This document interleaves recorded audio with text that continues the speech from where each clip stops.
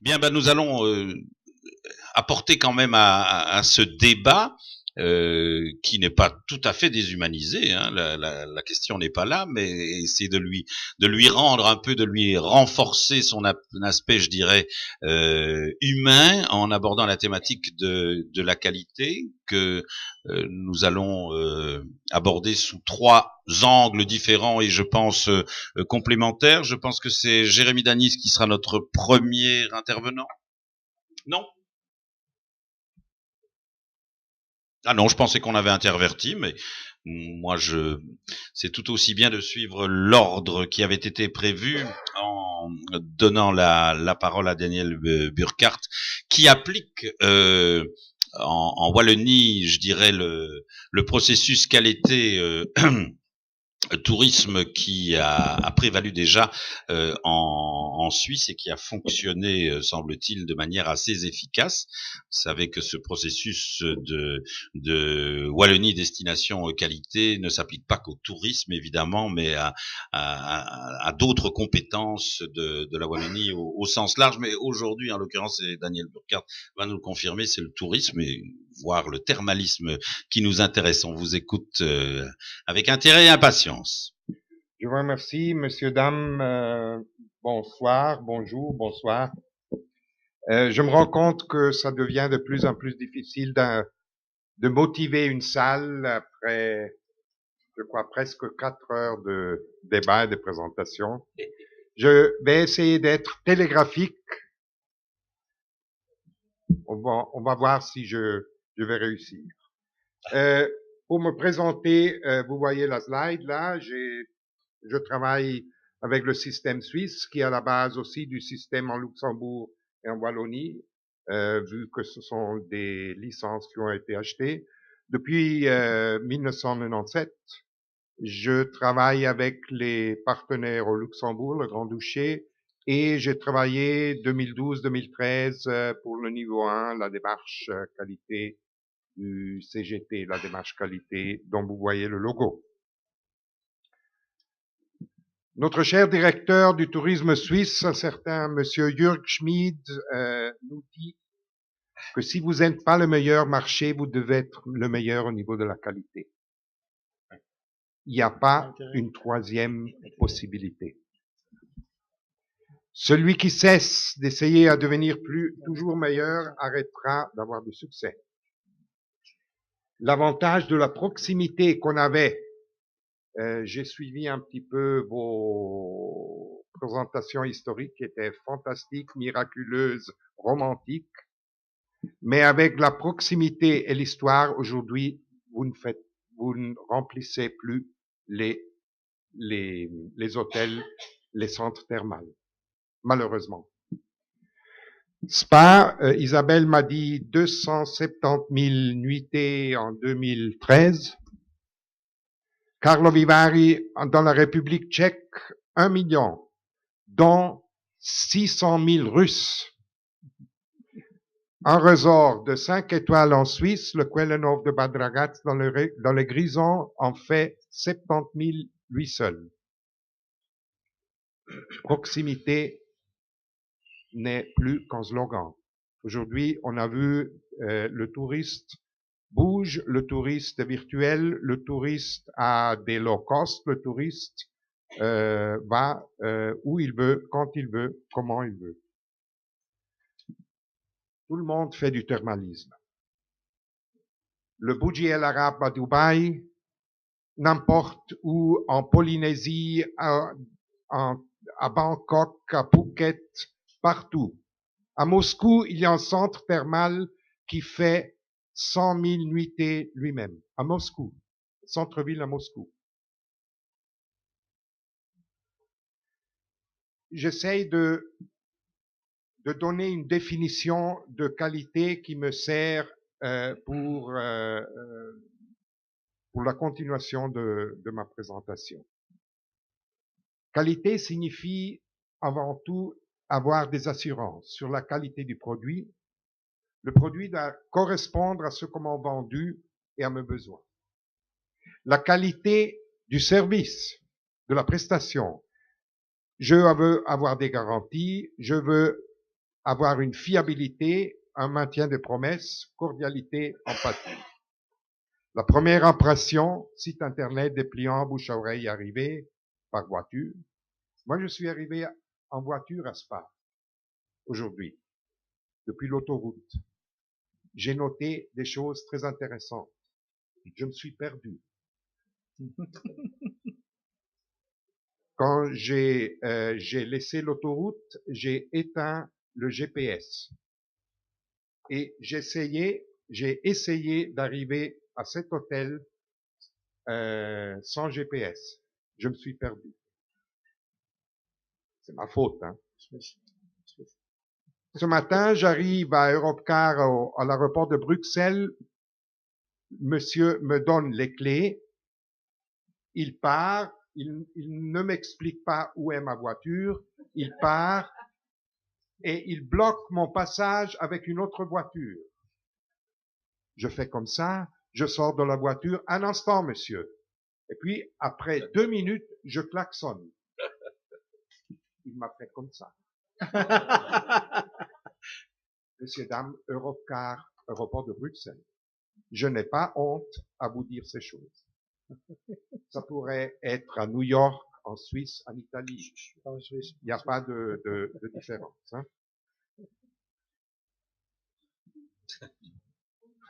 L'accueil passe par les premières impressions, n'est-ce pas? Je ne blague pas. La grande Suisse touristique, championne européenne de la démarche qualité, après 17 ans. Voilà. L'Autriche, notre concurrent le plus agressif dans le tourisme d'hiver. Championnat du monde de ski 2002 à Saint-Anne-comme-Albert, on a modernisé la gare ferroviaire. Le résultat est là. Un hôtel en Suisse dans le canton de Grison. La place de l'hôtel de ville de ma chère ville de Bâle où je suis né. Un hôtelier qui voulait être sympathique. Il voulait donner un message positif, mais peut-être le résultat n'est pas bon. Ça, j'aime bien. Pour ceux qui ont suivi mes cours de formation en Wallonie dans le niveau 1 de la démarche qualité, ils connaissent très bien ma définition du touriste moderne, qui est peut-être un peu différente, je me permets, des autres présentations. Il veut tout de suite, il veut être unique, il veut que ça coûte rien du tout, il veut être assuré, il veut qu'on lui simplifie la vie. L'hôtelier est de temps en temps un assistant social, ou aussi le restaurateur, le cafetier, veut pouvoir parler à quelqu'un, veut pouvoir réclamer et informer, elle nous le fait savoir. Ça, c'est le client d'aujourd'hui. Un casse-couille de temps en temps. Difficile, critique. Un autre slide que je montre dans mes cours de formation. C'est de la statistique. Les clients meurent. Ils changent de domicile. Alors, pour mes vacances à Ibiza ou à Mallorca, depuis Charleroi avec le low cost, ce n'est pas important. Mais, pour mes vacances dans la région, pour aller dîner au musée, au parc d'attractions, ça peut être déterminant. Changement des trends, des tendances, des habitudes de consommation. On arrive seulement à 9% jusqu'à présent. Ce n'est rien du tout, même pas 10%. La fausse politique des prix. On pense toujours que les clients ne retournent plus parce qu'on est trop cher. Oui, aussi, c'est aussi vrai, mais c'est pas la raison principale. Mauvaise qualité de produit. Alors je fais la somme, j'arrive à 32%. Où est le reste? Ça, ce sont des études universitaires suisses. Manque de qualité de service. Là, il faut investir dans le temps et dans les ressources humaines. Il ne faut pas dépenser de millions d'euros ou de francs suisses. Il faut du temps, investissement dans les ressources humaines. Le temps, nous manque toujours, et les bonnes ressources humaines, on ne les trouve pas et sont trop chères. C'est toujours l'excuse. Hein. Aujourd'hui, on parlait du Wi-Fi. Le Wi-Fi, il y a 5 ans, si j'avais le Wi-Fi dans l'hôtel, c'était surprenant. Fantastique. Wow. Il y a 2 ans, je commençais à désirer le Wi-Fi. J'acceptais encore qu'il était payant. Aujourd'hui, le Wi-Fi dans la chambre est devenu une qualité de base et gratuit, sans laquelle je suis hors du marché. Ça change très, très vite. Et chez nous, en Suisse, il y a encore les hôteliers avec ces centrales téléphoniques de 1800, je sais pas quoi. Et ils me disent, mais Daniel, j'ai dépensé des dizaines de milliers de francs suisses ou d'euros, et je dois amortiser ça. Cher hôtelier, le client s'en fout.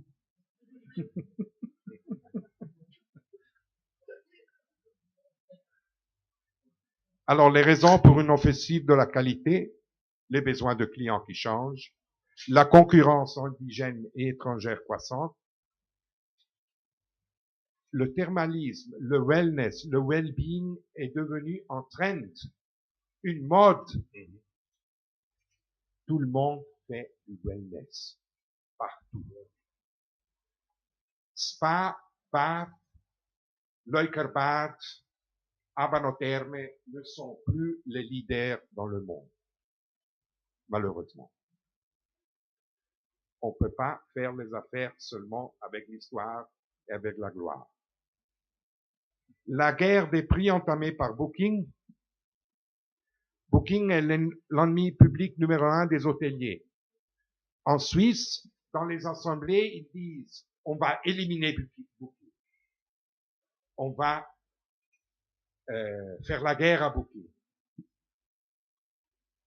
Le monde, nous, les clients, les touristes, nous ont décidé d'aller dans la direction de Booking. Il n'y a pas les hôteliers qui vont arrêter ça. Il faut travailler avec. Il faut, comme l'a dit mon collègue avant, il faut trouver des synergies. Et les miroirs absolus de TripAdvisor. Encore les hôteliers qui me disent ah, mais il y a le concurrent hôtelier qui met les fausses commentaires. On a même, oui, c'est vrai, moins à moins, parce que TripAdvisor est devenu très sérieux et très strict.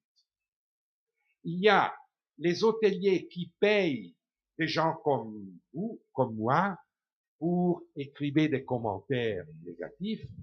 Ça aussi, ça existe. Mais sur le total de ce qui se passe sur TripAdvisor, ce sont de toutes petites, insignifiantes minorités. Nous, le monde, le marché, les clients, les touristes, nous avons décidé d'aller dans cette direction. Nous n'allons pas arrêter ça. Partout, l'offre devient la même partout. Si vous allez dans un hôtel wellness dans tout le monde, il y aura exactement le même type, ou presque, de whirlpool, ça s'appelle comment en français? Oui, jacuzzi. Oui. Partout, la même chose. Parce que, est-ce que vous savez qu'il y a exactement à peu près 20 fournisseurs de ces choses-là dans le monde? Alors c'est clair. Chacun a les mêmes choses. Alors, il faut être différent. Par exemple, faire ce que l'auberge de jeunesse de Luxembourgville a fait. Ils sont venus à Luxembourgville dans un cours de formation chez moi. Ils nous ont fait clic quand on parlait de la gestion des réclamations. Ils m'ont montré le système qu'ils avaient développé comme auberge de jeunesse du Grand-Duché de Luxembourg. J'arrive à Liège, cours de formation, il y a la direction de l'auberge de jeunesse de Liège à mon cours, à Liège. C'était, je crois, au Radisson aéroport de Liège, si je ne me trompe pas, et ça fait clic en Wallonie. Est-ce que je pourrais bien, Daniel, m'adresser à mon collègue à Luxembourg? Qu'est-ce que tu penses pas? Travailler ensemble. Pas seulement à Spa, en Wallonie, mais par catégorie. Au dehors même des associations professionnelles de catégorie officielle. Les réseaux, on l'a vu avant, sont très créatifs et très individuels, sont de moins en moins institutionnels. En Suisse, en 2011, on a créé un label à côté du label principal que je vous ai montré dans la slide numéro 1, un label wellness. Pour le positionnement, pour une orientation stratégique, des critères à satisfaire ou non en faire partie, qui sont contrôlés chaque année. Chaque année, il y a des contrôles, comme on en fait dans le label, certains contrôles transparents et certains contrôles anonymes, mystery guests, etc. Il y a des critères et des infrastructures minimum à satisfaire. Il y a des liens et synergies, parce que c'est important pour le marketing, avec le label principal de la qualité dans le tourisme. Et ça c'est devenu une plateforme de marketing pour notre organisation de marketing nationale. Et chez nous, en Suisse, je répète, on est parti en 97. On est presque, oui, l'année prochaine, on a la maturité, on pourrait voter et se marier. Il y a des associations catégories qui recommandent la démarche. Notre programme, notre label, l'association des musées, l'union des transports publics, Gastro Suisse, qui est chez vous, ça s'appelle Oreca, avec les hôteliers, ensemble, les remontées mécaniques, et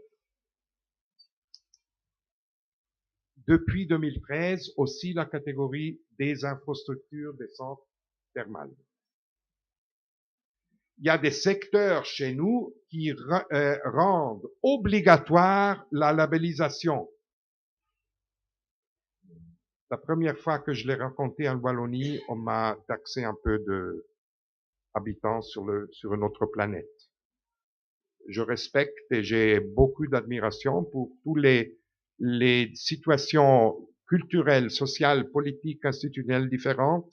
Je veux seulement vous montrer ce qu'on fait en Suisse. Voilà. Hôtellerie Suisse a introduit le 4 supérieur, 5 supérieur, 3 supérieur, ce 3 étoiles et demi, si vous voulez, 4 étoiles et demi. Si vous voulez le supérieur, vous devez avoir le label niveau 2, le deuxième niveau du label. Les auberges de jeunesse en Suisse qui font part de Youth Hostel International sont obligatoirement sont obligés à avoir au moins le label de qualité suisse niveau 1, autrement ils sont dehors. Alors vous me dites, mais non, mais c'est pas motivant, c'est pas juste, il faudrait que les motivations viennent du bas des opérateurs. De temps en temps, ce n'est pas négatif de forcer un tout petit peu la main. Pourquoi? Parce que le marché est agressif, parce que la concurrence est agressive, parce que la concurrence est toujours plus bon marché, et parce que la proximité n'est plus assez. Alors, ces associations de catégories disent, si tu veux faire partie de notre système, avoir les avantages du marketing et du franchising, etc., tu dois au moins te labelliser, te certifier niveau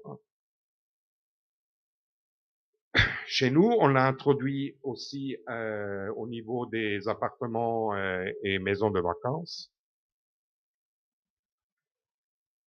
On essaye en Suisse d'avoir les synergies avec le niveau, le label principal, qui est en haut à gauche, les appartements à gauche en bas, les destinations famille bienvenue, une autre chose qu'on a commencé, et puis le wellness, le thermalisme.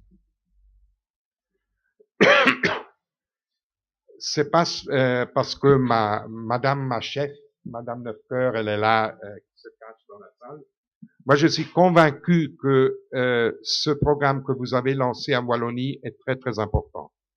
Je vous invite à adhérer, à motiver vos collègues, à faire les cours, à se faire labelliser, c'est important. Parce que seulement avec une masse critique suffisante, les organisations, les fédérations, les maisons de tourisme et l'organisme à Bruxelles peuvent utiliser le label comme instrument de marketing. Il faut créer cette base et les vrais ambassadeurs du programme, ce n'est pas le CGT, ce ne sont pas les formateurs, c'est vous, les opérateurs. Si vous convainquez, mon français est du lycée, vous l'entendez bien, hein, c'est pas ma langue maternelle, je m'excuse. Si vous convainquez vos collègues à faire partie de ce programme, de cette démarche, c'est bien pour vous, c'est bien pour les collègues, c'est bien pour la Wallonie, c'est bien pour votre tourisme et c'est bien pour vos autres. On ne sait pas si c'est vraiment Mahatma Gandhi qui a écrit ça. Mahatma Gandhi n'était pas un opérateur touristique. Vous vous souvenez, c'était un jeune avocat d'ethnie indienne qui est né à Durban, South Africa, et puis il est retourné, si vous voulez, aux Indes. On a trouvé une pièce de papier à Calcutta. Le client, peut-être c'est Gandhi. Espérons que ce soit Gandhi. Même si c'est pas Gandhi, ça fait rien parce que je crois que ça dit tout de l'esprit, de l'accueil, de la qualité du service. Le client est notre visiteur le plus important. Il ne dépend pas de nous, même nous dépendons de lui. Il ne signifie pas interruption de notre travail. Au contraire, il en est le but.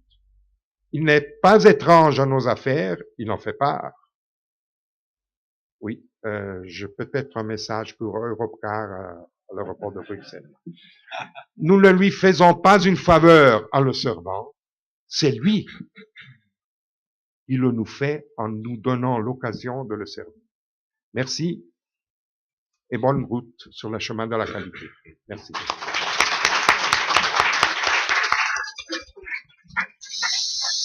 Merci à Daniel Burkhardt et aussi d'avoir fait preuve d'humour dans une langue qui pourtant n'est pas sa langue maternelle. Ça n'était pas, c'est pas toujours évident. Puisque Daniel Burkhardt a évoqué cette notion de label, nous allons la développer encore avec notre orateur suivant qui est Jérémy Planise, qui est maître de conférence à l'Université catholique de Louvain sur le site, j'ai failli dire touristique, de Mons, et qui est aussi expert scientifique au commissariat au tourisme, et qui va nous dire ce qu'il pense, ce qu'il faut penser je dirais presque cette jungle de labels, pour utiliser un terme générique et quelquefois galvaudé. Voilà, bonjour à tous.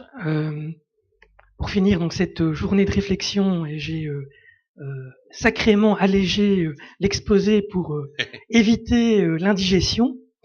Et donc on va parler quelques minutes donc du concept de qualité, mais également du concept de label. Alors première chose à retenir, c'est que l'attractivité touristique, c'est une question de perception, mais aussi une question de production. Alors ça veut dire quoi ? Pour pouvoir attirer des touristes, on doit tout d'abord avoir une image positive auprès des segments de clientèle qu'on veut cibler. Si, par exemple, vous avez une réputation négative, un bouche à oreille horrible, il est fort probable que, à un moment donné, plus aucun touriste ne se pointe chez vous pour pouvoir consommer vos services, vos produits. Deuxième élément, l'expérience, à côté donc de la perception. En effet, une grande erreur que peuvent commettre certains opérateurs touristiques, c'est de croire que, en utilisant la méthode Coué, c'est-à-dire on va faire croire aux touristes qu'on est les meilleurs, on va booster la com, faire une promotion d'enfer, et on va ainsi donc attirer bon nombre de touristes dans notre établissement. C'est une politique de court terme, puisqu'on sait très bien que un des vecteurs importants qui permet de pouvoir viabiliser à long terme la compétitivité d'un opérateur touristique ou d'une destination, c'est le bouche à oreille. Et d'autant plus avec les nouvelles technologies, où auparavant le bouche à oreille se limitait à quelques bons petits repas entre amis ou entre familles, où on se montrait on se partageait quelques photos de vacances, puisqu'aujourd'hui, le bouche à oreille a une portée mondiale. Commençons par le concept de qualité. Alors la qualité, ça veut tout dire et ça veut rien dire à la fois. Si vous interrogez des passants dans la rue en sortant de l'hôtel et que vous leur demandez ce qu'ils pensent de la qualité, vous allez avoir des définitions qui vont partir dans tous les sens. Alors c'est un peu normal, parce que la qualité, c'est un concept qui est polysémique et qui peut s'appliquer à beaucoup de choses en même temps. Si on reprend les définitions du sens commun dans des dictionnaires de référence, on peut voir tout d'abord que le Littré dit que la qualité, c'est ce qui fait qu'une chose est telle, la manière d'être. Donc c'est ce qui différencie une chose par rapport à une autre chose. Le Larousse, lui, considère que c'est un jugement de valeur, d'être bonne, pas bonne, mauvaise, d'une chose. Ça veut dire que la qualité, c'est plus ce qui différencie, par exemple, un hébergement par rapport à un autre hébergement, c'est ce qui fait qu'un hébergement va être meilleur ou moins bon qu'un autre hébergement. Alors ces définitions du sens commun peuvent nous aider à y voir plus clair, puisque je déclinerai donc la qualité selon 3 sous-catégories. On a tout d'abord la qualité verticale, celle que beaucoup de personnes connaissent. Si vous interrogez des personnes dans la rue, certains vous diront, ah bah oui, au plus il y a d'étoiles dans un hôtel, au plus l'hôtel est de qualité. On pourrait nommer cette qualité la qualité verticale, c'est-à-dire le fait qu'une offre comprend des services complémentaires, des services supplémentaires, monte en gamme, monte en luxe. C'est évidemment l'exemple des étoiles dans l'hôtellerie. Deuxième catégorie, la qualité horizontale. La qualité horizontale, donc comme le disait le Littré, c'est ce qui différencie une offre par rapport à une autre. Alors j'aime bien l'exemple de l'appellation d'origine contrôlée. Moi qui suis un grand amateur de vin, j'aime bien prendre l'exemple du vin. Si vous prenez un grand cru Saint-Émilion ou un grand cru Châteauneuf-du-Pape, plus ou moins dans la même catégorie de prix, vous ne goûterez pas du tout les mêmes vins. Ce sont des vins qui ont un goût extrêmement différent. Pourtant, on ne peut pas dire que l'un est meilleur que l'autre, ou moins bon. Ce sont tout simplement 2 vins qui ont des caractéristiques qui les différencient les uns des autres.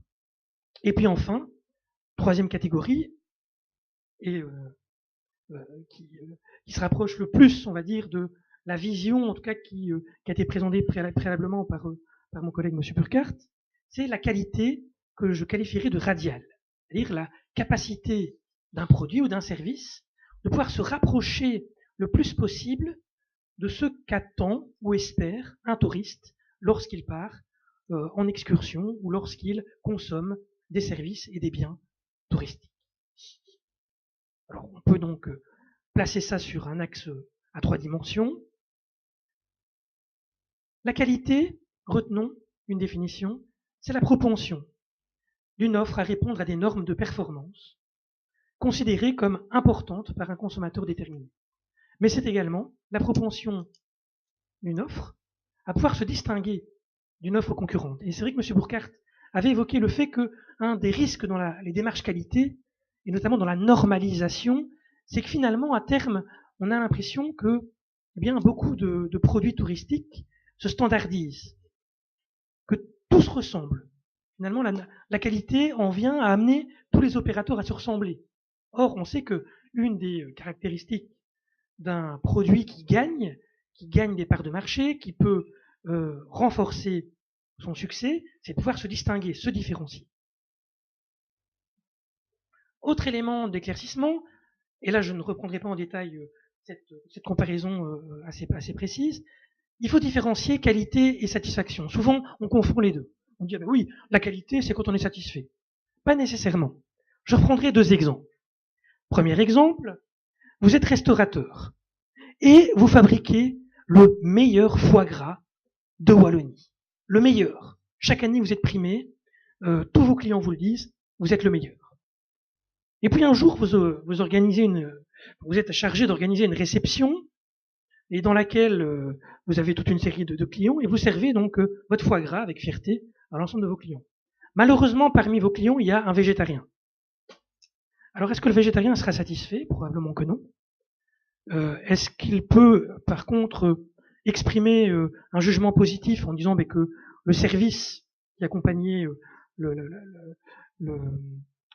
foie gras était remarquable et par ailleurs j'ai pu constater que mes amis ou mes collègues en ont bien profité et ont d'ailleurs terminé le mien, eh bien, effectivement, le service est de qualité, mais le client n'aura pas été satisfait. Autre exemple dans l'hôtellerie, vous êtes propriétaire d'un hôtel, par exemple dans une station thermale, et vous avez beaucoup d'étoiles, vous avez des labels de qualité, vous avez un bon management, mais il se peut par exemple que vous ayez un client qui séjourne dans votre hôtel, un couple par exemple, qui s'est disputé. Et finalement le séjour a été un fiasco pour ce couple qui rentre chez lui, pas du tout avec de bons souvenirs. On ne peut pas dire que le couple va rentrer satisfait, on va dire, de son expérience. Mais par contre, si le service a été irréprochable, eh bien, au moins le couple pourra dire que l'hôtel était de qualité. Alors, plusieurs sortes de démarches qualité.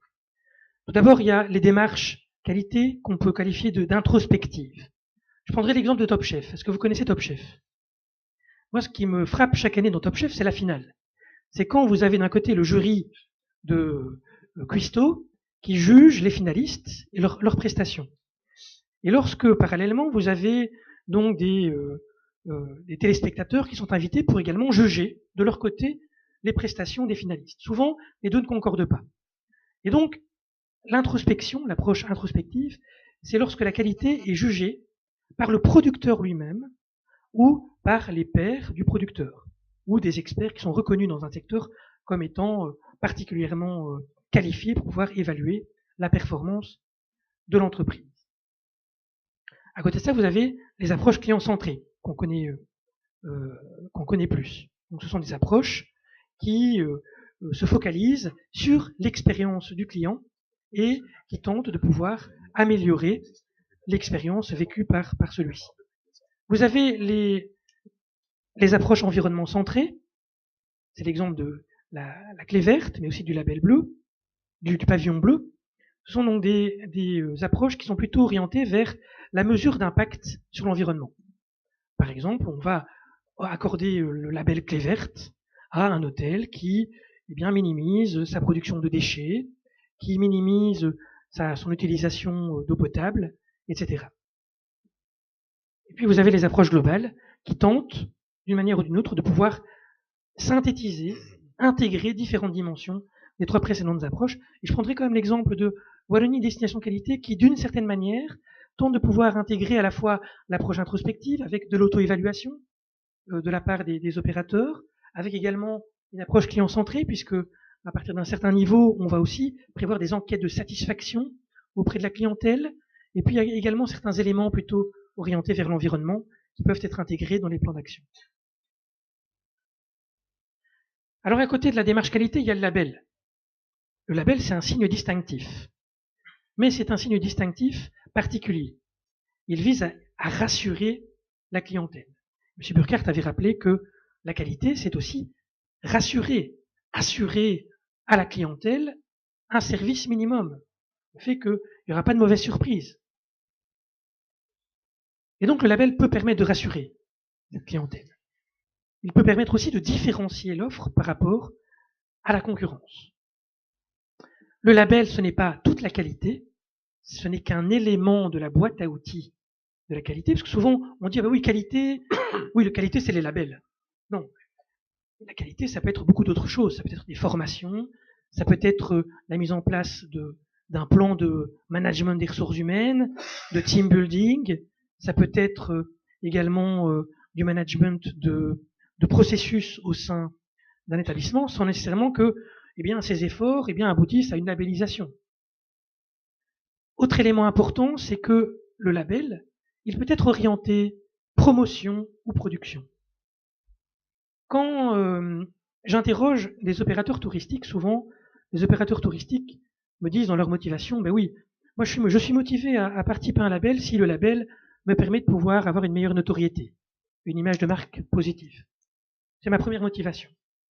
Et donc effectivement, le label peut avoir une valeur ajoutée en termes de visibilité, en termes de promotion, puisqu'il permet à un hôtel, à un restaurateur, à une attraction, eh bien, de pouvoir communiquer positivement auprès d'un touriste en lui disant venez chez moi, vous ne serez pas déçus, et puis c'est certifié par un organisme extérieur.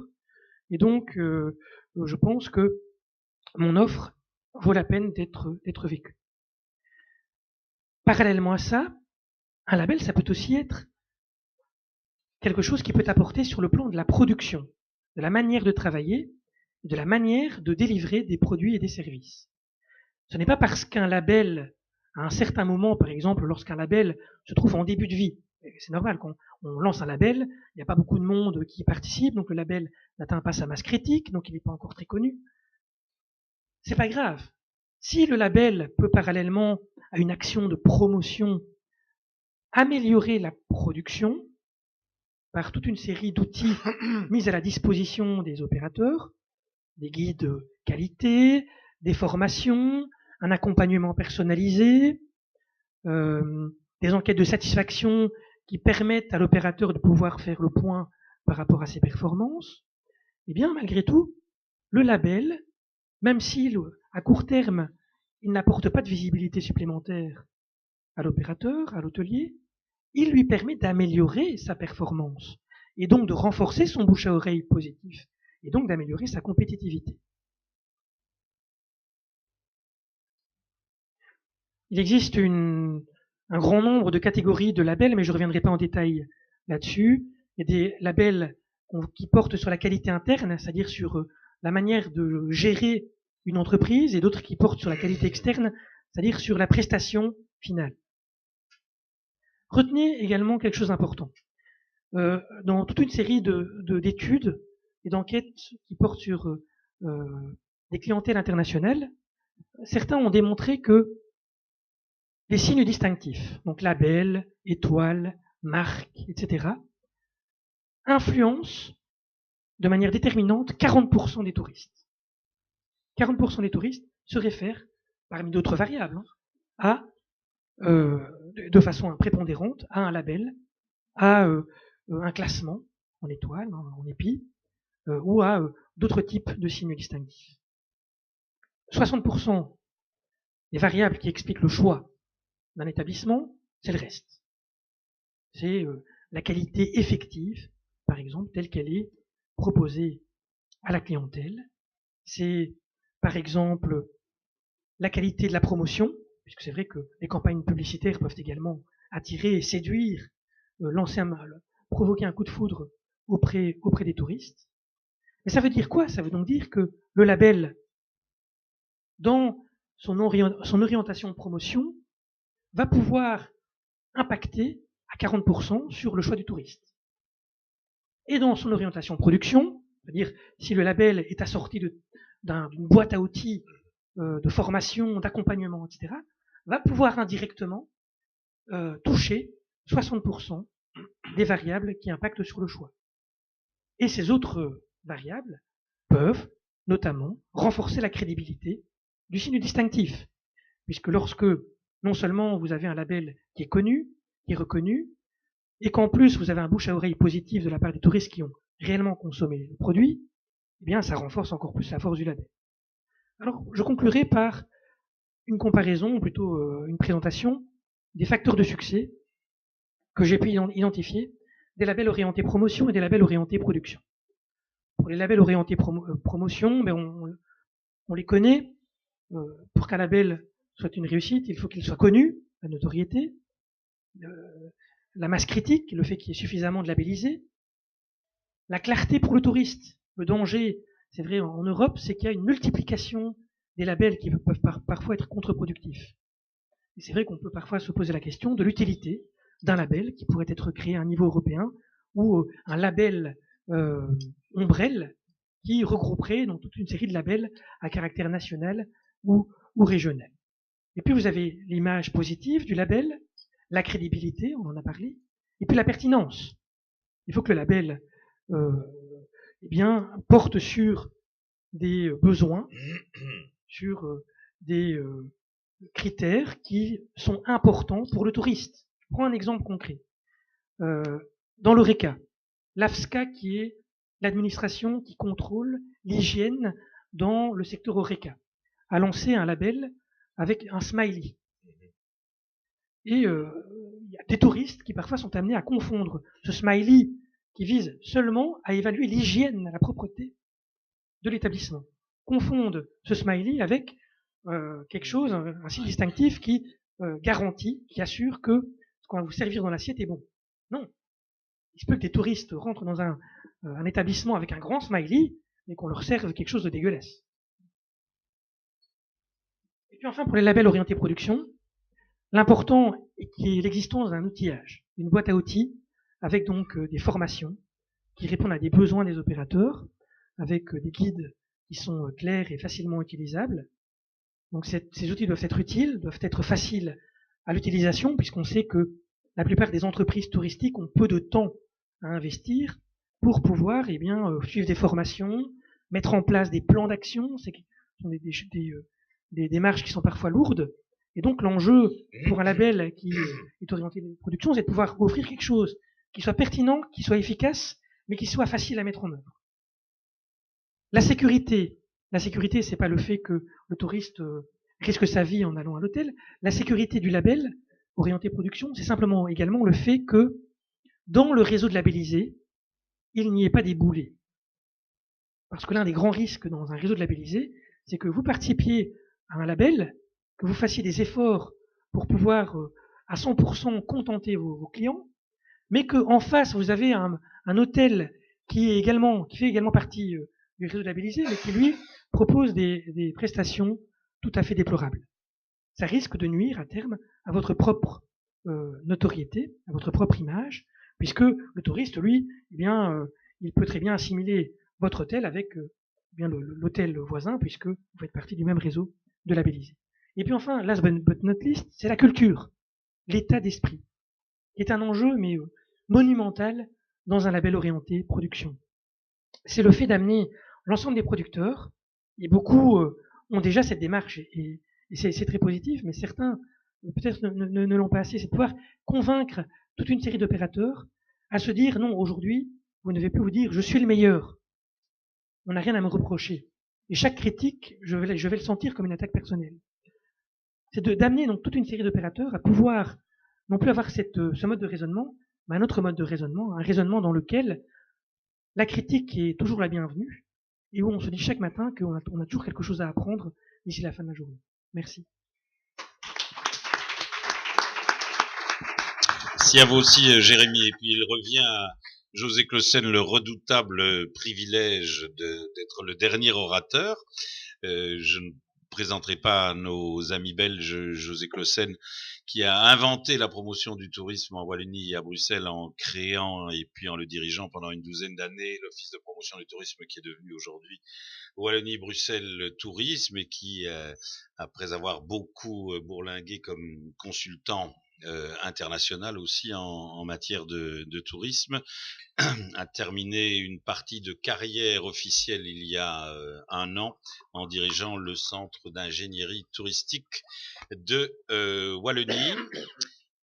Et José Clausen nous entretiendra pour rester dans la continuité de ce que nous venons d'aborder avec les orateurs précédents, en nous parlant du développement des plans qualité en Wallonie et bien sûr en matière de tourisme.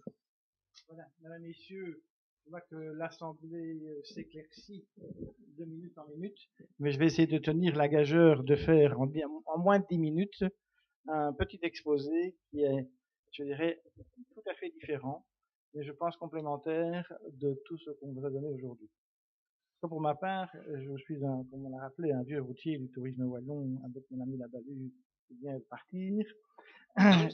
Et j'ai appris beaucoup de choses aujourd'hui. Vous voyez que le tourisme et ses techniques et méthodes évoluent en permanence. Alors, le volet que je voulais aborder avec vous aujourd'hui, c'est celui, je dirais, du plan qualité des pôles touristiques, et plus particulièrement des cœurs de ville de ces pôles touristiques. En effet, les localités touristiques en Wallonie qui sont, je dirais, qui ont un rôle polarisant sur l'ensemble du territoire, il y en a grosso modo une trentaine. Donc c'est La Roche, c'est Durbuy, c'est Saint-Hubert, c'est Bastogne, c'est Stavelot, c'est Malmedy, c'est Spa bien sûr, c'est Ewaille, enfin, vous voyez toutes ces localités qui ont un rôle, je dirais, de dynamisateur de la vie touristique locale. Alors, la réflexion que je vais vous livrer aussi est le fruit d'une évolution d'il y a plus de 25 ans, puisque déjà, à l'époque, il y avait une émission Autant Savoir, avait décidé d'interviewer deux personnes, deux sociologues, mon ami Baudson, qui est aussi un sociologue du tourisme, et moi-même, pour comparer, je dirais, la qualité des pôles touristiques, wallons, ardennais en particulier, et ceux des pays voisins, enfin des régions voisines, en prenant, si c'est pour en Allemagne c'est Montjoie, en Hollande c'est la station thermale, je dis non maintenant elle m'échappe, Valkenburg, c'est tous les sites de Bavière, c'est le Grand-Duché de Luxembourg, avec ses différentes petites localités touristiques, et on faisait le constat qu'il y avait un gap, donc une distance forte entre, je dirais, la qualité de ces pôles, l'attractivité de ces pôles et ce qui existait en Wallonie. Alors on a essayé de mettre au point une méthode que je vais vous expliquer parce qu'on a appliqué à 2-3 pôles et puis progressivement on l'a étendu à toute une série d'autres sites, dont Spa, dont je vous montrerai d'ailleurs une autre proposition, mais elles ont déjà été mises en route, pour rendre ces cœurs de villes touristiques extrêmement agréables. Et la comparaison la plus forte que je voudrais faire avec vous, vous avez tous visité l'Alsace ou Baden-Baden, et vous voyez, si vous comparez les petites villes alsaciennes avec les petites villes wallonnes, je ne veux pas vous faire un grand dessin, il y a une grande différence. Et si on compare, je dirais, le cadre bâti de Baden-Baden et le cadre bâti de Spa, alors que la ressource thermale, l'activité est la même, il n'y a pas non plus photo. Donc il y a encore beaucoup de travail. Ce travail, heureusement, a commencé à Spa. Je voudrais d'ailleurs féliciter les élus, puisque, je dirais à l'époque, ce même sociologue disait de Spa, le syndrome de Spa, c'est le syndrome du macaroni. C'est rien avec quelque chose autour. Ça veut dire que le centre de Spa était en train de mourir. En ce sens que l'hôtel où vous vous trouvez ici, c'était une ruine, ou à peu près. Le centre thermal était vieillissant, le thermalisme médical était vieillissant, et depuis lors, de grands progrès ont été faits, puisqu'on a construit ce centre thermal, on a relié ce centre thermal par un funiculaire au centre-ville, et de l'hôtel ici, vous pouvez aller directement au centre thermal. Donc les premiers équipements de base d'une ville thermale ont été réalisés, ça veut dire un centre thermal moderne et de qualité, il y a un hôtel 4 étoiles plus de qualité.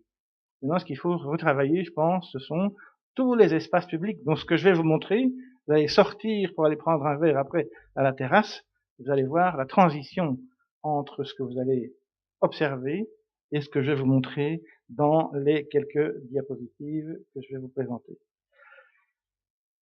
Bien, qu'est-ce qu'on a, donc je vais faire une petite introduction sur d'abord la démarche qualité des plans territoriaux et la démarche qualité service qui a été développée par le commissariat au tourisme.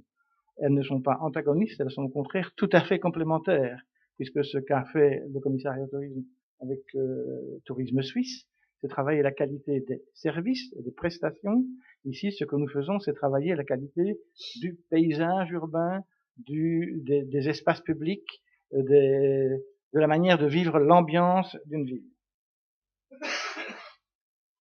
Donc le tourisme, c'est un produit d'espace et d'ambiance et qui demande beaucoup de temps à être réalisé. Je vais vous donner le premier exemple qu'on a mis en place, c'est celui de Durbuy, avec 2-3 chiffres aussi. Certains parmi vous connaissent, les étrangers ne le connaissent pas, mais je leur suggère de visiter Durbuy parce que c'est la plus belle petite expérience. C'est la plus petite ville du monde, dit-on. Mais c'est l'endroit où on a appliqué cette théorie, je dirais presque à la perfection, mais il a fallu 25 ans pour le faire. Donc je vous dis, c'est aussi un processus très long, comme on disait tout à l'heure pour la Suisse. long, endurant et avec une volonté politique et avec une participation de tous les acteurs. Bien. Et bien, à Durbuy, on a retravaillé, je dirais, tout le cadre des espaces publics, le paysager, le traitement des terrasses, le traitement des façades, etc. Le tourisme a été multiplié par 2,5 en 20 ans, ce qui est quand même assez remarquable. On ne peut pas en dire de la même chose pour l'ensemble de la Wallonie. Donc il y a aujourd'hui une vingtaine d'hôtels à Durbuy, et ça se construit encore tout le temps. Il y a le nombre de nuitées est en augmentation croissante, et en termes de visiteurs, d'excursionnistes d'un jour, c'est la première destination touristique comme ville en Wallonie, pas en termes, pas à comparer avec les parcs d'attractions, bien sûr. Donc, ce produit d'espace, comme je dis, donc c'est la combinaison d'espace, d'équipements, d'entreprises qui constitue, je dirais, ce que j'appelle le cluster tourisme. Et ce cluster tourisme qui est l'espace prioritaire, je dirais, en général, il est très limité. Il est limité à, je prends ici l'exemple de Stavelot, je vais vous donner l'exemple de Spa après, c'est la place Saint-Remacle, c'est la rue devant l'abbaye, et c'est le petit espace près de l'église Saint-Remacle. Si vous travaillez à la perfection, je dirais, le paysage urbain de ces trois zones, vous rendez une âme agréable à la localité. Mais passons peut-être à l'exemple de Spa.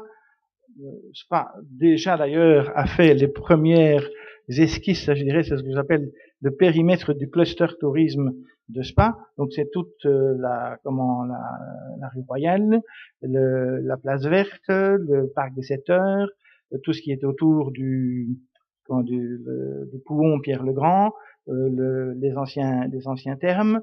Voilà, je dirais, l'espace limité dans Spa sur lequel il faut travailler. Il faut travailler quoi? Alors là, c'est là qu'on va entrer dans le vif du sujet. Donc il faut travailler à la fois sur les espaces publics, je commence par la colonne de droite, je ne sais pas si vous savez lire, oui voilà, les espaces publics, la qualité des places. Si vous voyez ici la place devant l'hôtel, ce n'est pas un espace public, c'est de je sais pas quoi, enfin bon, ce sont les espaces verts, c'est l'éclairage, c'est l'animation. Tout ça parce que les cœurs de ville jouent un rôle fondamental. À Durbuy, c'est la rue Philippard et c'est le vieux Durbuy. À Mons, c'est la grande place de Mons et 100 mètres de chaque côté. À Bruxelles, c'est la grande place et 100 mètres de chaque côté. Et c'est là que ça se passe pour les touristes, c'est là que l'ambiance, c'est là que l'on donne le ton. Voilà. Bien, mais pour cela, il faut que le sol soit aménagé, les espaces publics, mais il faut aussi que le paysage, je dirais, en hauteur, les façades soient de qualité. Quand je suis venu tout à l'heure à Spa, toutes les façades sont grises, sales, et pas mises en couleur. Oui, ou alors avec des tonalités absolument contradictoires. Je vous montrerai vers quoi on peut évoluer. Et c'est notamment le plus bel exemple qui a été démontré de ce côté-là, c'est à Mons. Il y a des subventions du commissariat au tourisme pour le faire. Ça ne coûte pas très cher, mais il faut bien le faire en coordination avec les habitants pour qu'ils y trouvent leur intérêt. Le premier intérêt, c'est l'intérêt financier. Quand vous avez rénové toutes les façades des bistrots et les terrasses des bistrots de la ville de Mons, la valeur du bien a été multipliée par 25%. Voilà, plus 25%. La fréquentation, d'ailleurs, en général, de ces espaces rénovés est aussi en forte augmentation. Les statistiques qu'on a faites à Mons, notamment, ou à Tournai, nous montrent une augmentation de la fréquentation et de la consommation entre 20 et 25%. Mais il faut ici, et ça c'est pour rappeler ce qu'a dit notre ami suisse, la signalisation. La signalisation doit permettre, sans GPS, je suis désolé, il y a des gens qui ne savent pas servir d'un GPS, il y a des gens qui ne savent pas servir d'un ordinateur, et moi quand je suis à Paris, je n'ai pas besoin de GPS, j'ai une signalisation parfaite des quartiers, Opéra, Bastille, blabla, blabla, je n'ai pas suivre, et quand je suis dans le quartier, j'ai ce que j'appelle une micro-localisation qui me permet de retrouver à la limite dans la rue, aller voir ce qui se fait à Villeneuve. Et ça c'est pour la signalisation. En fait, il y a le mobilier urbain. Vous allez voir que la plupart du temps, dans une ville, vous avez des poubelles rouges, des poubelles vertes, des bancs en bois, des bancs en fer, et il n'y a aucune harmonie. Donc il faut progressivement, il faut du temps. On ne fait pas tout en un jour. Je vous dis, à Durbuy, il a fallu faire ça en 20 ans. Enfin, il y a les espaces verts. Les espaces verts font partie. Et dans les espaces verts, je dirais, je mettrais même le fleurissement. Le fleurissement, je vais donner l'exemple évidemment de l'Alsace. C'est facile. C'est là que c'est, je dirais, ou l'exemple plutôt même des villes fleuries. En France, avec les différents labels, etc. C'est un autre type de label environnemental. Mais je vais donner l'exemple plutôt ici de Malmedy, puisqu'il y a pour ceux qui sont de la région, vous avez vu à Malmedy comment, je dirais, chaque année en été, la traversée de la ville est bien fleurie. Eh bien, ça coûte, c'est une opération, et Waoufalise aussi, ce sont des opérations qui ne coûtent pas grand chose, mais qui donnent tout de suite une ambiance et une tonalité très différente. Enfin, c'est l'aménagement de parking. Chaque fois que je viens à un spa, moi j'ai un problème de parking. Très bien. Pourquoi? Parce qu'il n'y a pas de gestion dynamique des flux. Ça veut dire que quand on entre dans la ville, il faudrait avoir une gestion des flux. Et comme à l'aéroport de Zaventem, on veut dire à tel endroit, il y a des parkings libres, à tel autre endroit, il y a des parkings libres. Le parking au-dessus du centre thermal est souvent vide. Il pourrait servir aussi pour le centre-ville puisqu'il y a un ascenseur. Enfin bon, toute une série de solutions ont été proposées. Je donne cela simplement comme exemple, parce que nous sommes à Spa et qu'il faut améliorer ce problème à Spa comme il y en a d'autres. Je vous donnerai après des priorités. Après, il faut, je dirais, travailler sur tout ce qui est les coloris et les plans couleurs. Donc les plans couleurs, c'est comment organiser une palette de couleurs des façades pour qu'elles soient agréables. Je ne sais pas si certains parmi vous connaissent la Grand Place de Lille. Donc c'est la place Charles de Gaulle. Donc la Grand Place de Lille, il y a 25 ans, avant l'arrivée de Pierre Mauroy, c'était, ou même certains auprès de la Grande Place de Bruxelles, c'était des façades décrépies. Bien. Ils ont fait un travail complet sur toutes les façades, qui aujourd'hui sont très jolies, un peu comme Baden-Baden, à l'allemande, etc. Et ça donne tout de suite une autre ambiance. Le mobilier urbain et les places ont été rénovés. Ce sont des lieux où les gens se sentent bien et se rassemblent naturellement. Alors, ce que je viens de dire ici, qui est la synthèse, je vais vous le montrer très rapidement. Enfin non, ce qui est plus lié à des services, mais j'essaie d'aller vite, c'est tout ce qui est propreté et entretien, c'est l'animation, ce sont les horaires d'ouverture, c'est la pratique des langues, c'est l'accueil et l'hospitalité, c'est le guidage touristique, et c'est aussi des transports à caractère touristique. Si vous allez par exemple à Aix-en-Provence, vous avez des petits transports électriques qui vous conduisent même dans les piétonniers d'Aix-en-Provence. Donc il faut aussi réfléchir que souvent les touristes, même s'ils viennent en voiture, ne veulent pas prendre leur voiture. Voilà, donc je vous donne ici quelques exemples de places, des exemples à suivre et des exemples à ne pas suivre. Les exemples à ne pas suivre, évidemment, c'est ceux de droite, où vous avez des grands espaces qui sont durs, brutaux et qui ne sont pas conviviaux. Donc ce qu'il faut, c'est tout faire pour organiser la convivialité urbaine. L'éclairage. L'éclairage, c'est quelque chose qui est pas très très très coûteux, mais il faut savoir jouer avec une gamme d'éclairage pour donner les ambiances du soir. Tout le monde connaît l'éclairage des Champs-Élysées à Paris au mois de décembre. Eh bien, ce type d'activité peut se développer dans les autres villes également. Ce sont les couleurs. Donc ici, je vous ai pris des couleurs alsaciennes, donc un peu fortes. Chez nous, elles seront beaucoup plus, je dirais, dans des patines et des tons plus similaires. C'est le fleurissement. Vous voyez, ça c'est le fleurissement en Alsace. Je vous ai parlé du fleurissement à Malmedy. Vous voyez ce qu'on peut faire à Spa. Donc c'est pas très compliqué. Il faut à la fois impliquer la population pour qu'ils mettent des fleurs sur leur façade, et il faut que sur les espaces publics, les espaces verts, etc., la ville fasse aussi son travail. Ce sont les enseignes. Donc vous savez que la plupart du temps, dans les localités touristiques, les enseignes, c'est à qui est le plus criard. Je sais que la ville de Spa a pris une réglementation dans ce sens, donc on va dans le bon sens. Je pense qu'il faut aller plus loin par une plus grande adhésion des opérateurs touristiques à l'acquisition d'enseignes et de manière, je dirais, coopérative. Je pense qu'il ne faut pas imposer, il faut convaincre. Il faut convaincre par des incitants positifs, ça donne de l'argent, et des incitants négatifs, ça donne des pénalités. Voilà, donc la végétalisation et le fleurissement, je vous en ai parlé. La signalisation, voilà, ce sont ceux qui ont vraiment des leçons à nous donner, ce sont les Français. Et j'ai vu aujourd'hui qu'avec tous les sites internet, notamment d'Auvergne, on y incluait maintenant l'outil M-Mobile. Voilà, donc ce sont des petits plans de ville aussi pour expliquer où on peut aller facilement. Donc c'est la lecture, je dirais, rapide et intuitive de la ville par l'utilisateur. Voilà, je suis toujours, voilà. Ici, c'est le mobilier urbain. Ce sont des exemples de mobilier urbain à intégrer avec, ça peut aller jusqu'au dessin des obètes à journaux, etc.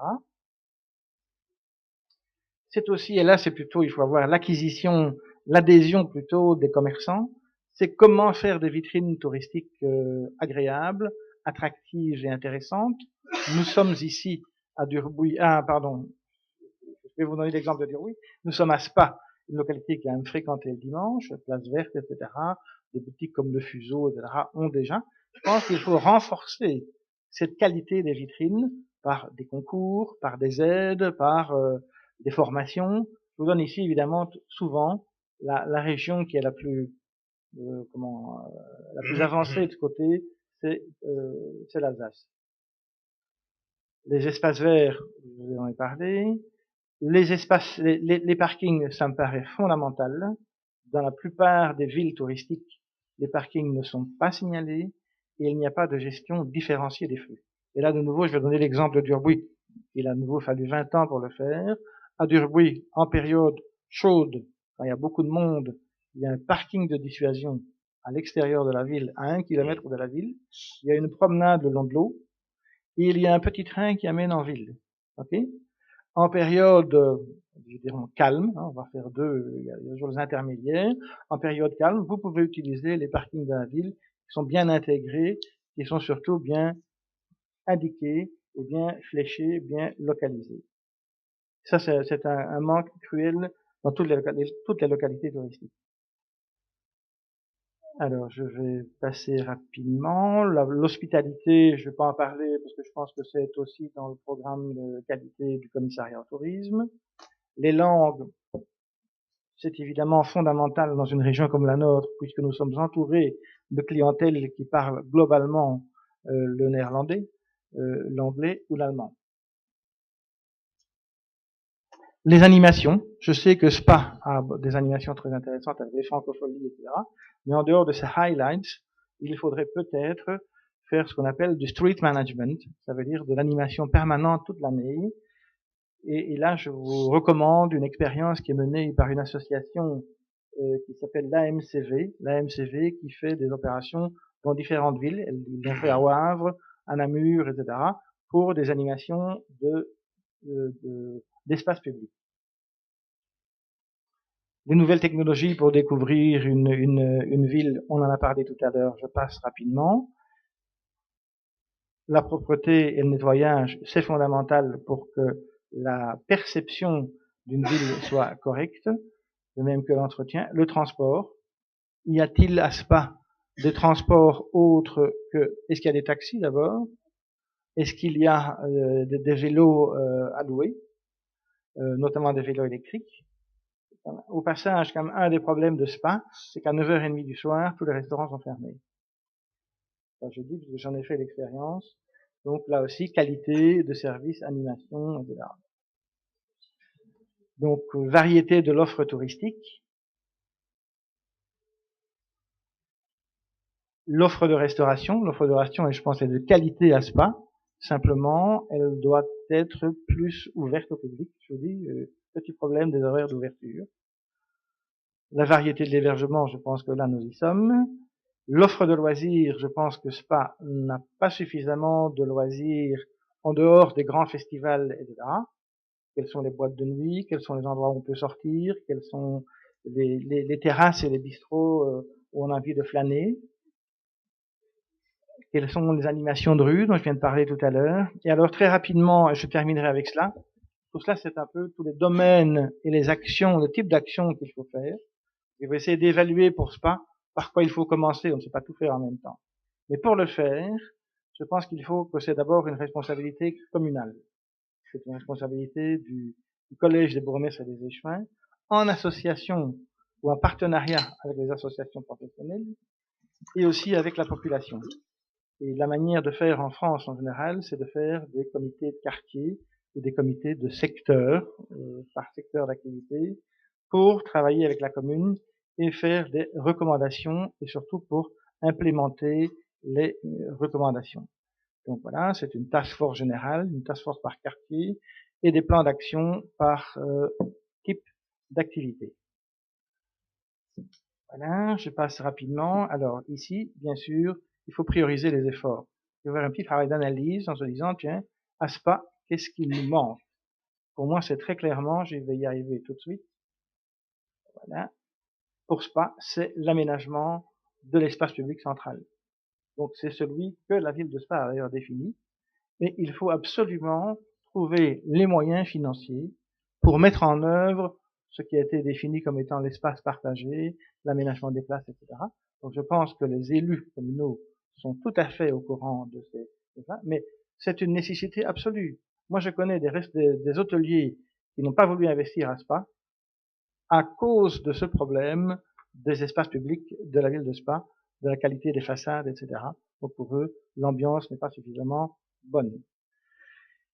Je sais que des fiches européennes sont en train de se déposer, donc c'est tout le fruit du travail que nous avons pu faire ensemble, et j'en suis fort heureux parce que je suis sûr qu'elles vont aboutir. Voilà. C'est le travail sur les façades. Ici, je vous montre un exemple d'harmonisation du plan couleur d'un quartier ici, dans Spa. Je pense que c'est la façade ouest de la place, entre la place verte et ici. Voilà. C'est aussi, et là c'est très important pour Spa aussi, donc c'est la troisième priorité. Première priorité, les espaces publics. Deuxième priorité, le plan façade. Et troisième priorité, la dynamique commerciale. Donc là, c'est moins, je dirais, de la responsabilité des pouvoirs publics, encore que. Je pense que si vous comparez le type de commerce de localités touristiques et les commerces qui sont dans les villes normales, c'est pas limpide de commerce. Donc il y a des commerces à caractère touristique, comme, je dirais, des librairies et qui sont aussi des restaurants, comme Cook and Book à Bruxelles. Vous avez des antiquités, des brocantes, des ateliers d'artistes, des galeries d'art, dans le quartier du Sablon, pour vous donner un exemple. Vous donnerez le quartier du Vieux-Lille, à Lille. Et je pense que Spa a la clientèle à la clientèle pour développer ce type de commerce. On aime venir à Spa, mais il faut aussi offrir, je dirais, des produits commerciaux qui font ce que j'appelle le fun shopping, le commerce d'ambiance, pas le run shopping. On ne vient pas ici pour acheter des bouteilles d'eau de Spa, on les prend dans sa grande surface, et on vient pour aller au fuseau, pour aller chez les antiquaires, etc. Il faut ensuite des animations de rue et de place par des grands ou des petits événements. Vous voyez ici la photo d'un orgue de Barbarie. Un orgue de Barbarie, ça coûte pas très cher et ça met une ambiance. Un joueur de saxo, ça ne mange pas de pain, vous comprenez? À la limite, vous voyez, toutes les localités touristiques fonctionnent de cette façon. Voilà. Je ne sais pas, je pense que je suis au bout. Oui, voilà. Voilà, merci beaucoup.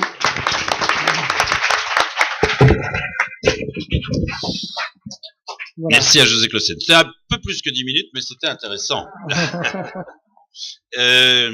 J'ai fait des calculs. Spa représente 1% des nuitées touristiques en Belgique pour une population d'1 millième de la population belge. Elle a donc une force touristique qui est mathématiquement 10 fois supérieure. Je pense que à l'époque du tourisme débutant, comme on nous l'a rappelé tout à l'heure, elle avait une force qui était 250 fois supérieure. Donc il y a encore un peu de travail. On a donné des pistes et je dirais une leçon de consultation personnelle pour Spa, qui est la ville hôte de ce 5e café de l'Europe, qui nous aura permis de dire et de redire et de redécouvrir que vous faites un métier passionnant et difficile, avec un client consommateur caméléon, comme on nous l'a défini tout à l'heure, et qui est certes de plus en plus exigeant, qui est lui-même, je dirais, en amont et en aval du produit qu'il consomme, puisqu'aujourd'hui, dans cette espèce de village enfin global, si McLuhan était encore là, il le vivrait véritablement, est à la fois le consommateur, le critique, le prédateur et je dirais l'agent de promotion ou de critique d'un produit. Mais il y a quand même, sur base de tout ce que nous avons entendu et sans rentrer évidemment dans les détails, les 12 orateurs précédents l'ont fait, des signes qui sont plutôt encourageants, parce que je pense que malgré tout, même si le produit de thermalisme s'inscrit dans une dynamique touristique en augmentation, qui est celle du tourisme culturel au sens large, et ça c'est positif et c'est encourageant, même si le tourisme thermal, c'est à travers cette notion très trendy, tendance, mode, pour combien de temps, banalisée, c'est que le service reste quelque chose d'essentiel. Un service, on l'a dit, qu'il convient de distinguer de ce que l'on peut trouver ou apporter ailleurs. Un service qui doit être personnalisé, je le disais, mais qui met en avant évidemment un professionnalisme qui se retrouve, je dirais, de manière empirique, linéaire, dans le contact direct, ou alors dans le contact indirect et de plus en plus en vigueur aujourd'hui, qui est le contact numérique. On nous a parlé de place de marché, qui est aussi un élément à prendre en compte. Bien, je suis heureux que pour vous et pour ceux qui vous entourent et qui vous suivront, vous ayez encore non seulement du pain sur la planche, mais beaucoup de perspectives d'avenir et de développement. Merci au dernier carré de sa patience et de la qualité de son écoute. Vive les cafés de l'Europe, le thermalisme et, si vous me le permettez, Spa en particulier, et notamment sous le soleil.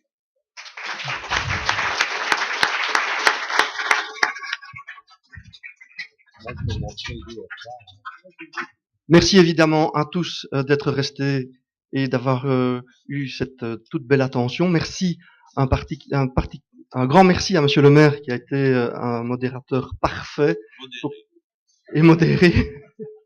Et merci pour sa conclusion qui met une belle pierre angulaire à cet édifice que nous avons construit cet après-midi. Je dois encore vous dire deux choses. La première, c'est que toutes les images de cet après-midi se retrouveront sur le site www.sourceofculture.com. Si vous le souhaitez, vous pourrez prendre note ici, mais nous les référencierons sur tous les sites qui sont à notre portée. Et comme le Café de l'Europe est un colloque itinérant, il est important de vous signaler que le prochain rendez-vous a lieu à Fuji et ce sera le 26 juillet prochain. Merci à vous, bonne soirée et à bientôt à Spa.